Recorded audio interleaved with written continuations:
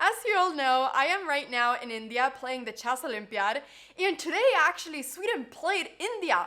We played India 3, and India 3 is the third team that India is sending, and it is a very strong team. Everybody was rated over 2300, so I'm going to be showing you my game. Also guys, quick note, I'm going to be trying to be a lot faster. Give me feedback on if you think that, it's better to do shorter recaps or if you prefer longer with more analysis. Put that in the comments down below. Let's go ahead and show you my game. So, I was playing as the Woman International Master who was rated 2312. I don't know why it says here on chess.com that she's 2286, but she was rated 2312, so I don't really know. But anyways, I had the black pieces, and she went for e4, and I played c5. We had a Sicilian here, and I was actually expecting a closed Sicilian, but she played an open Sicilian. Knight f3, e6, d4. This is now what is an open Sicilian. I took, knight takes, and I went knight f6. Now here, typically, I mean, a lot of people go knight f3, and then, knight c6, and sometimes we can get into Sveshnikov, but she went for bishop d3 in this position. I went for knight c6 anyways. The idea is that if takes, she cannot go e5 because I have queen a5 check. So in this position, she went knight b3. And now I went for d5. Now, I already thought that my position was great here because I have a great center at this point. And typically, the rule of thumb is that when you're able to play d5 and the Sicilian is black, you have a good position. Like, that is something that you guys can remember. So, she took on d5. She pretty much has to. And I decided to take with the pawn. I knew that if I take with the pawn, I'm going to end up having an isolated pawn. But at least I'll be able to bring out my bishops later on in the game, and my bishops are going to become very active. So she castled, and here I went for bishop e7, which I think was a little bit of an inaccuracy. I think I should have gone bishop e6 first, because in some lines I might want to go bishop d6 instead. So I went bishop e7, and she went c3. The idea of this is just to be able to go queen c2. If I kick out the bishop, she can retreat to c2, and she's also stopping me from going d4 and getting a lot of space. So I went for castles here, and she went bishop f4. Now, I would have preferred to have my bishop on d6 now to prevent her from going bishop f4, because now this bishop became very active. But I decided to kick away her queen before her queen was, able to retreat to a good square, because if she has time to go knight d2, if I go bishop g4, she can maybe even go queen b1, and she's going to have a battery looking towards my king with the queen on b1. So I wasn't entirely sure if I wanted to let her do that. So I went bishop g4, and she went bishop e2. Finally, I was able to get the bishop out of this diagonal over here. So when I was able to take the bishop out of that, I went bishop f5. Now, perhaps it would have been good to take on e2 and then go rook e8. That would have given me a lot of tempos. And my bishop actually ended up not being so good on f5, so maybe it would have been better to take on e2. But I went bishop f5. I wanted to keep my bishop pair, and she went a4 here. The idea being that she wanted to go knight a3, knight b5, or knight c2, to then put a knight on d4 and block my isolated pawn. Now in this position, I thought for a while, and I'm not gonna lie guys, when I think for a while, I typically end up doing a bad move. If I think about a move for 25 minutes, it's typically a bad move. I don't know how I managed to do this, but it's literally that's pretty much how it ends up being. So I went here knight e4, and my idea of knight e4, well, actually was that I wasn't entirely sure what to do. I knew that my knight was good on f6, but I had the idea of perhaps going bishop g5. I really wanted to trade off this bishop for this one. Because I just felt like her bishop was really good here, and my bishop was not really that great. So I really wanted to trade off these bishops. And I didn't really want to go bishop d6, because then she would have bishop g5, and the pin would be very annoying. So I wasn't entirely sure what to do. But I think that a better continuation here would just have been to go queen d7 and just kind of just put my rooks in the center and just play this out. But I went knight e4 here. And well, my idea of knight e4 was that I thought she was going to go something like bishop f3. And then I thought that maybe I could go bishop g5. I thought that this was very interesting. And I actually, I thought that I had a pretty good position here. It looks like I'm blundering a pawn, but if she takes on d5, I'm going to get a lot of, play. So I thought that I could sacrifice a pawn here. I think that black is a bit better because my pieces are so active. So yeah, I thought she was going to go bishop f3, but actually after knight e4, she just simply went knight d2. And then I just realized that maybe my knight is not so good there. So here I was thinking for a while, and I ended up doing knight c5. I knew that her plan was to go knight f3 and knight d4. So I ended up going knight c5 because my plan was to, if takes, to be able to just take back, which was what happened. But then she went knight b3, and now her knight became really good. So I think that I misplayed this a little bit. I think that I should just have, instead of jumped around with my knights and moving my minor pieces so much, just brought out my queen and my rooks. Now, my bishop is under attack, and if I go bishop d6, well, then my pawn is hanging. And if I go bishop e7, well, then she's going to be able to go knight d4, perhaps. So I didn't really like any of those moves. So I went bishop b6 to still be in control of this square. If she goes knight d4, then I'll be able to take, and after pawn takes, well, then it's just going to be completely symmetrical. I just want to make sure that she has to take with the pawn and not with the piece. So I went bishop b6, a5 is not possible, and here she went for bishop b5. I thought she was going to go for bishop f3, and then I was thinking of going something like bishop e4, but she went for bishop b5, and well, the threat here, well, I mean, she's basically just stopping me from going d4. If she doesn't do anything, then I'm just going to be able to go d4, and then I'll be able to exchange this pawn for this one, and then the position will be completely equal. The only weakness I have in this whole position is this d5 pawn. So she went bishop b5, and in this position, I think my best move would have been to go a6, because then after a6, after takes and takes, then I'll just be able to, like, protect this pawn. And yeah, so a6 was for sure the best move, and I played bishop c7, and I'm actually really not entirely sure why I did that, but, and didn't go a6. But the idea of bishop c7 was that I thought that if she like goes somewhere like bishop e3, then I thought that I might be able to create a strong attack towards the king, like queen d6, or even queen h4 at some point. And so I just thought that I could get a good attack. If she ever goes g3, her light squares are going to be very weak. And I thought after bishop c7 that bishop takes c7, queen takes c7, queen d5 is not possible. And this is what happened in the game.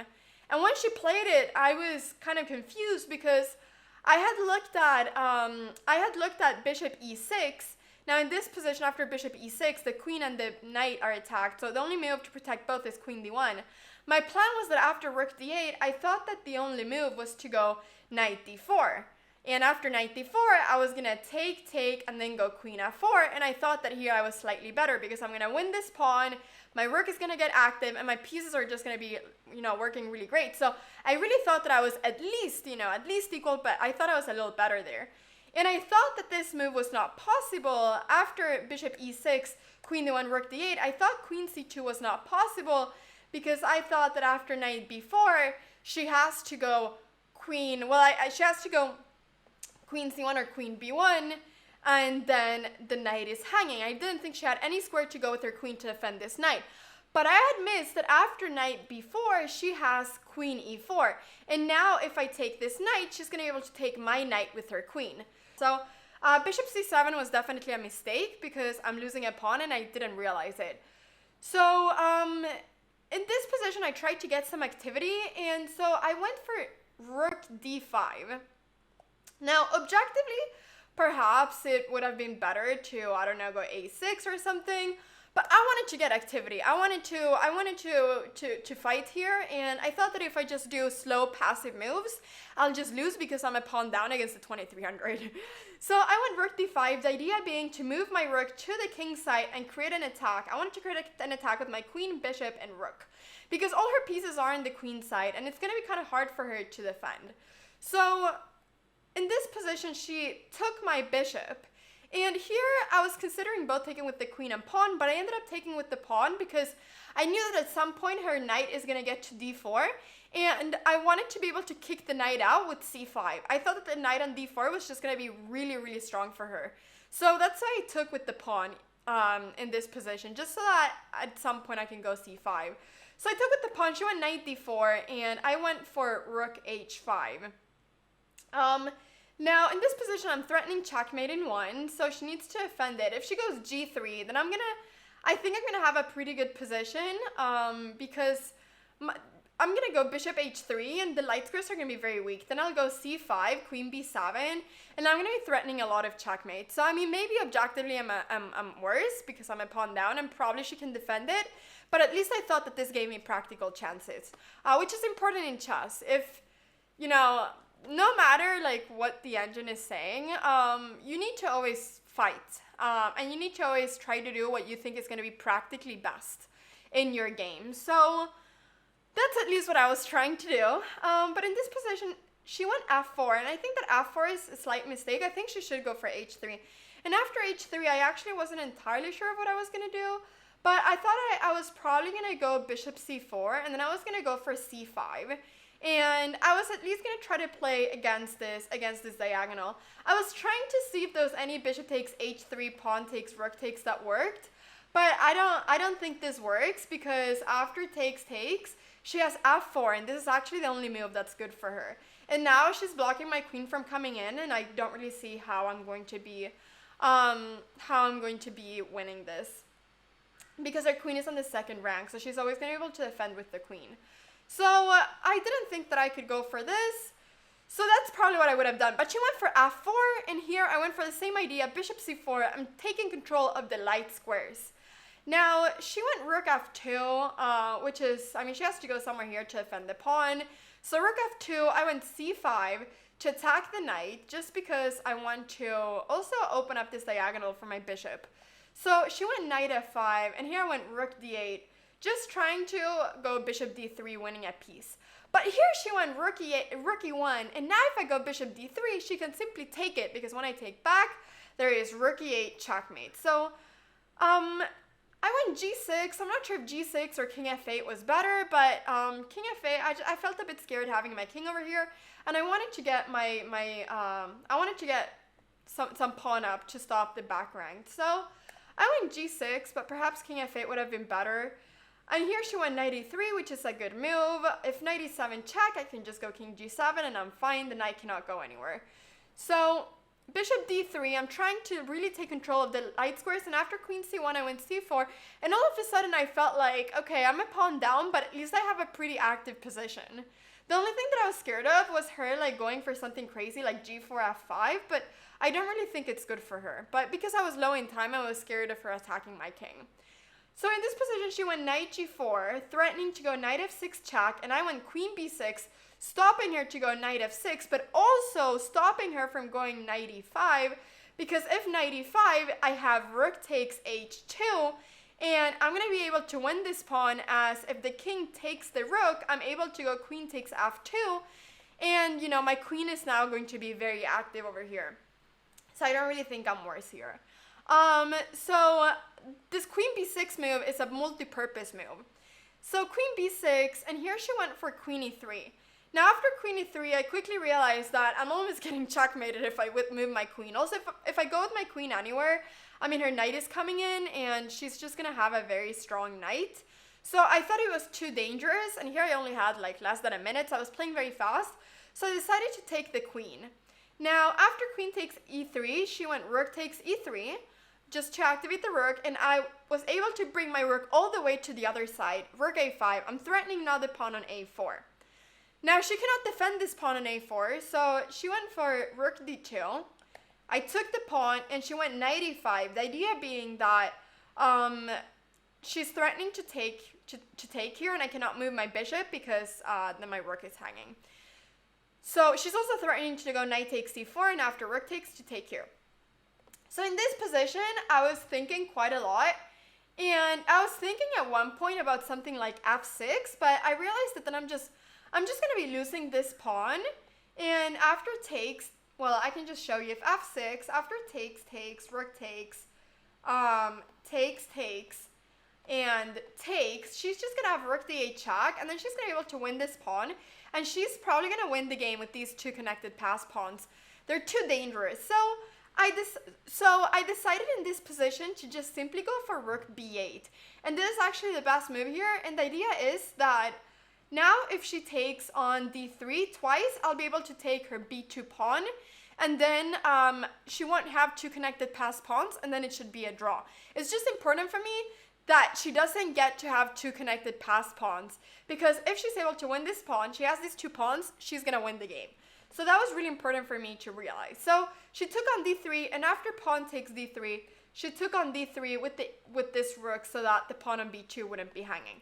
Now I took on f4, and I knew that now it's just crucial for me to be able to go back to a4 to defend my pawn. So here she went g3, I went rook a4, defending my pawn, but also threatening to perhaps go rook b4, rook a2. I only want to exchange, I just want to win one of these pawns. I just want to stop them from pushing. Also, she has a very strong c-pawn, and I knew that she was a bit better here because she has this c-pawn that will be able to, perhaps, if I'm not careful, promote at some point. So I needed to be able to do that. So she went king f2, I went rook b3, just blocking her pawns from pushing. She went rook e3. The idea of this being that if rook a2, she has rook e2. I realized that I didn't want to go rook a2 because then at some point she might be able to start pushing c4, so I wanted to keep my rook over here. So I went a5, she went rook e2, and I went rook c4, just because I thought that she might go rook c2 and try to push. So rook c2, and here I went for a4. The threat is simply to go a3 and exchange. If I'm able to go a3, it's going to be a draw because we'll exchange, and then, I'll probably be able to win this pawn. Or even if I don't win it, I'll be able to stop it because it's just one pawn. So rook a8 check, king g7, and now she went rook a8. This was a good defense from her just to be active.